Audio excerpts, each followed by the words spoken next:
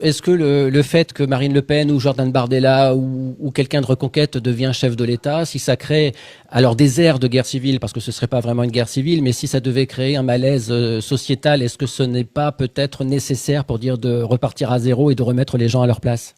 Ben ouais, mais ça, moi, j'ai déjà analysé Moi ça. je suis de ceux, pardonne-moi, je suis Ouais. de ceux qui pensent que le chaos est inévitable.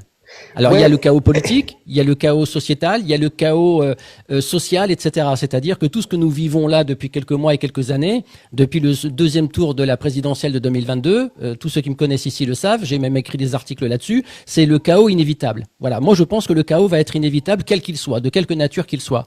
Mais peut-être que si demain on a un élu à l'Élysée qui serait sous les couleurs et la bannière du Rassemblement national, si ça fait ça boue et que ça provoque alors, la guerre civile ou guerre, une je ne sais pas si... insurrection. Voilà une C'est, insurrection. Bon, peut-être que ce serait l'occasion pour remettre les choses à plat et dire attendez, vous restez à votre place parce que la démocratie, que les gauchistes rentrent chez eux, parce que la démocratie, c'est 50% des bulletins plus un. Voilà, si vous n'êtes pas content, bah vous allez vivre en dictature. Or ici, on est en France et le suffrage universel direct fonctionne comme ça. Donc ce sera peut-être aussi l'occasion de remettre au pas ceux qui se séparent, en fait, qui font une espèce de séparatisme républicain et qui oublient que dans une république telle que la nôtre, dans une démocratie, quand tu fais 50% plus un bulletin, celui qui perd, il ferme sa gueule.